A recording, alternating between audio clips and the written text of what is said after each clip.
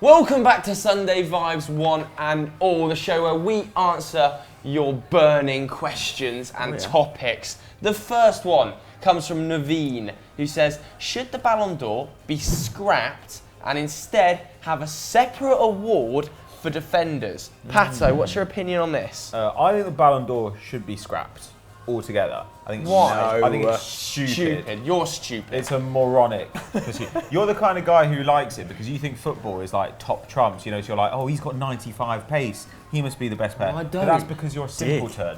Your brain doesn't work. So properly. why do you want it scrapped? Because it serves no value at all. How do you compare an attacker to a defender? How do you compare a defender to a goalkeeper? But if you are going to keep the Ballon d'Or, you should definitely have separate awards for positions. Like, I looked at the data on this. 38 of the Ballon d'Or that have been awarded over the years have gone to attackers. 19 have gone to midfielders. 3 have gone to defenders. 1's gone to a goalkeeper. By the way, of the 3 that went to defenders, 2 of those went to Beckenbauer. 2 of them. But there's separate awards for goalkeepers. I think the argument for different awards, more of a litany of awards, is more sensical than scrapping the Ballon d'Or. People who get you on the edge of your seat, Pato, should be rewarded with football's big prize. The special talents. It is a big prize. Of course it's a big prize. Look how much Ronaldo cares about it. Yeah, but It's Ronaldo. the ultimate. All right, so what's your self-serving alternative? footballer. What's your alternative to the Ballon d'Or? No awards, individual awards for players. It misses the point of the sport. You already get an award if you do well. You win a trophy. Gentlemen, do you think it's so stupid, the Ballon d'Or? there'll be more choice now that French magazine has reclaimed Ballon d'Or for themselves, and there is now going to be a FIFA World Player of the Year. Haven't they called it like FIFA The best. the best? The So best, that's yes. pathetic. That's all. Sounds like a 13-year-old. I don't think it's going to make any difference. I think the Ballon d'Or is still going to be the number one, isn't it? Because that's like the award everybody knows. Coveted It's goal like the of Oscars football. of football, isn't it? Do you know what I mean? Steeped in history. Yeah, exactly. I would like to see maybe 4 Ballon d'Ors per year. All right. Well, now you're just devaluing the award. It's devaluing it maybe, but I mean, it's a not worth goalkeeper anything, Ballon yeah. d'Or, a defender Ballon d'Or, a midfielder Ballon d'Or, and a forward Ballon d'Or. You're wrong and you're stupid. How? That's a great idea. That's Then a- you're going to see I David mean- De Gea consistently winning it. You're going to see Phil Jones consistently I winning agree it. that if you're going to have a Ballon d'Or, you should definitely have separate ones for the different positions. I completely agree about that. But I just think, get rid of the award. It's just stupid. It's for children. But you are such a boring bloke. It's for children, Joe. If you're going to have one for each position, get rid of it. Oh, shut your mouth. What do you guys at home think? Should it be a different Ballon d'Or for each position? Should they scrap it all together? Or should defenders just start winning it? Let us know what you think in the comments below. Next question comes from Cider Rahman. In Europe, who is the most underrated manager and who is the most overrated manager? Hashtag Sunday Vibes. I think I know where you're going with this. There's going to be some I fights can almost here. Underrated, I feel the heat in the comments already. Start with underrated then. Hamster. I think you boys know who I'm going to say. I wax lyrical about him on EFD quite a lot. It's Spalletti, Luciano Spalletti. Last season at Roma had a win percentage of 66.7% as he led his side to second in Serie A with a record amount of points. Unbelievable. Now, 66.7 is better than Jose Mourinho mustered when he won the treble at Inter. That's insane. That's how That is unfortunate big. he was not to win a piece of silverware. Now, I could talk about Brendan Rodgers for a week. I might touch upon him later, but Pato, I reckon you should go with overrated next.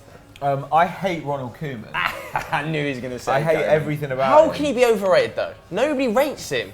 Yes, they do. Are you kidding? Surely. You ever seen Henry Winter talk about Surely him, they mate? do. It's Henry just like, Winter's I'm a surprised you moron. can unpeel the pages of the newspaper. They're stuck together. Henry Winter's It's a ridiculous. moron. No, I completely agree. Mate. But this is the thing. There are people who rate But it. for people of that generation, they also see him as the player that he was Yeah, as well. sure, and I get that. And I'm not saying he's a bad manager. I actually think he's a perfectly decent manager, but he's very boring. He wants to play an extremely defensive style. You've seen him with Everton so far this It's season. What he wants to functional. do is limit shots. He has no pace in the team. He wants to play at walking speed. He's got a 35-year-old Phil Jagielka and a 32-year-old Ashley Williams playing in a back three. He played Dominic Calvert-Lewin as a striker, as a right wing back. He's the world's dullest man. He just wants to cross all day long. Last year, they got so many goals just from set pieces, pens, just the dull parts of the game. He is Tony Pulis. He's Tony Pulis. The champagne but Tony Pulis. He's the fashionable Tony Pulis. That's all I'm he not is. having it. And I like that Tony Pulis. I think he's exactly at that level he's at. That's Gylfi fine. It's Sigurdsson just is the plateau. perfect signing for him.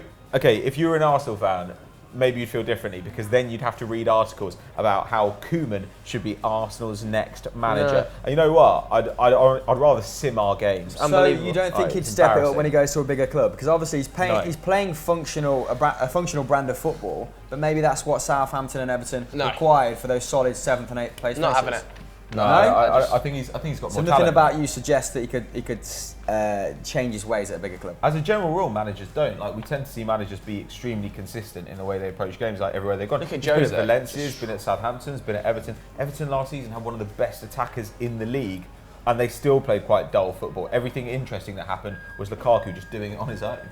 I don't know. I find him frustrating to watch. And fundamentally, like, look, I get that everyone wants their team to win, but it's also miserable just to watch, like, dull football all the time. I watch football to be entertained. Did these Binman not know we're filming Sunday Vibes? It's an absolute joke. Unbelievable. That Anyway, Joseph. There's a few names that spring to my mind. Oh, God. For overrated? Brendan Rodgers Obviously, also? I'm going to go overrated.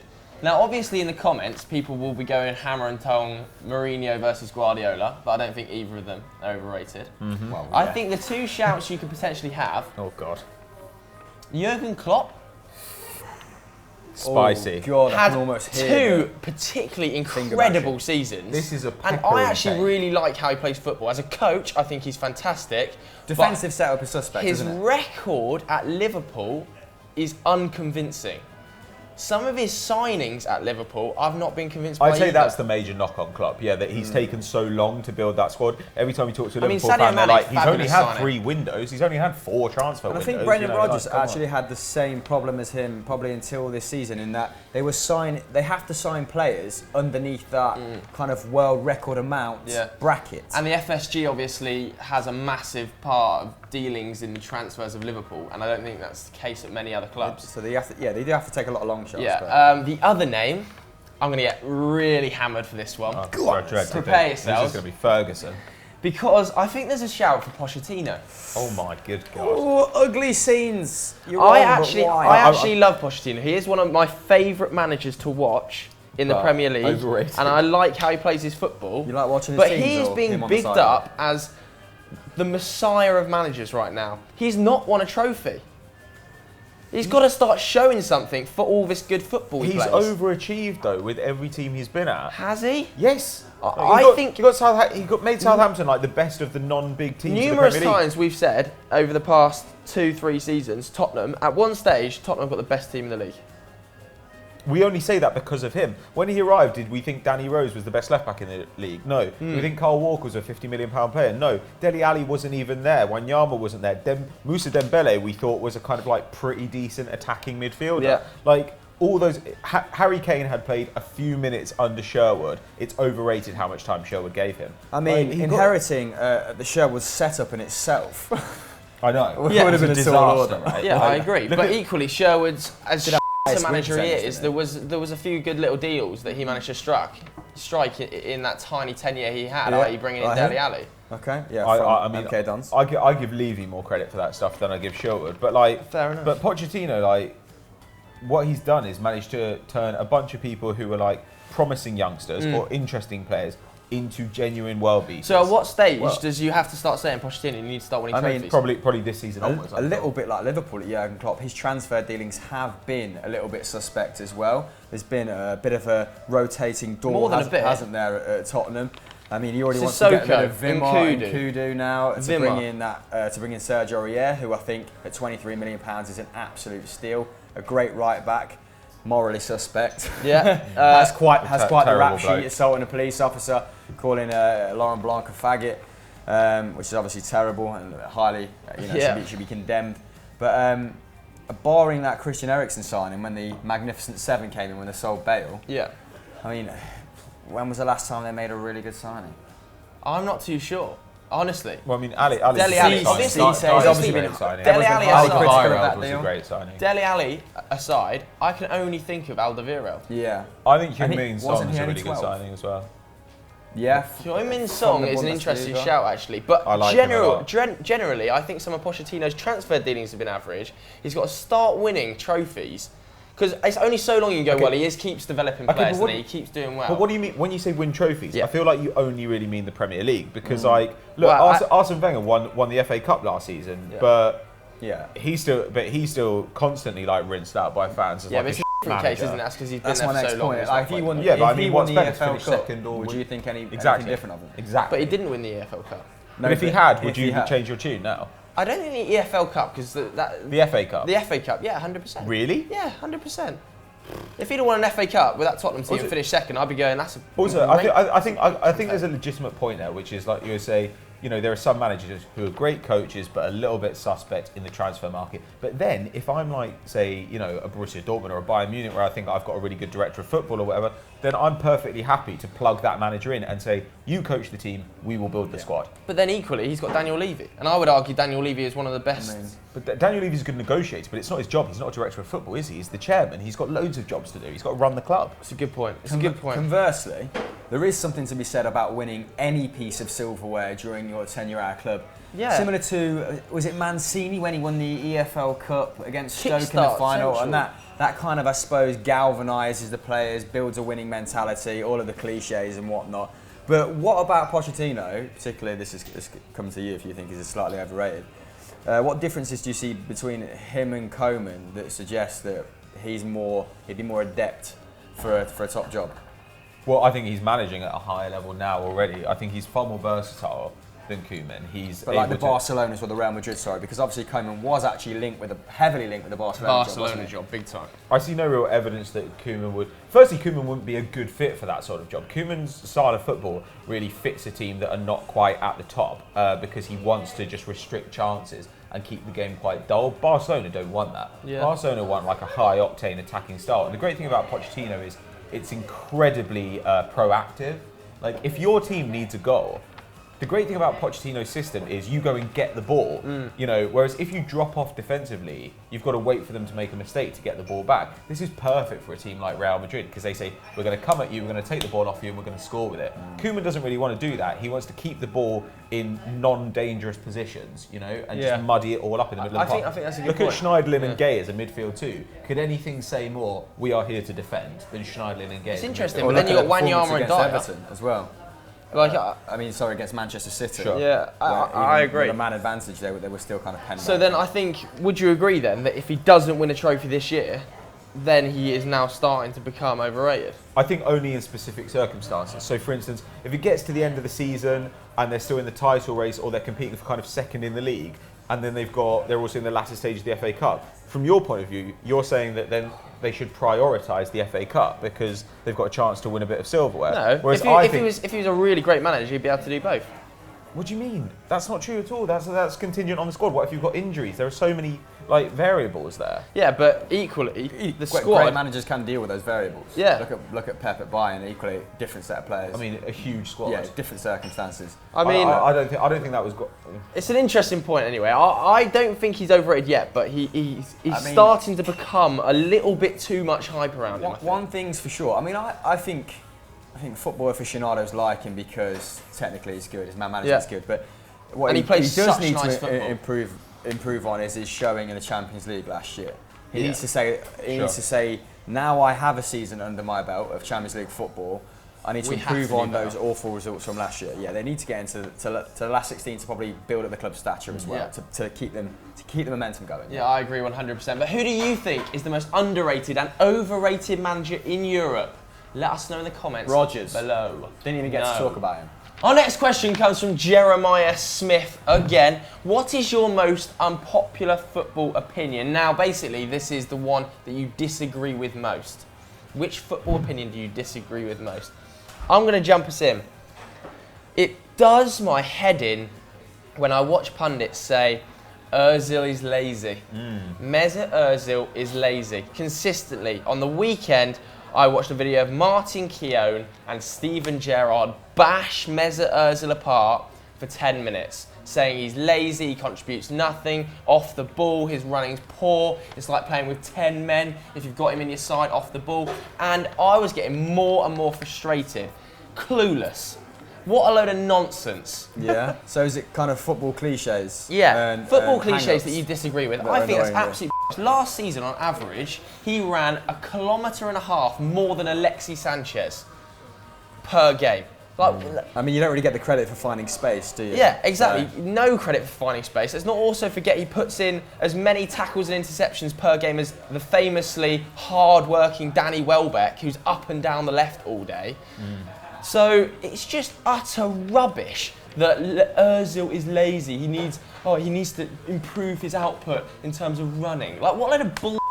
That's such an English thing, isn't it? You know, he doesn't run enough. Well, he does, because he finds the right spaces consistently.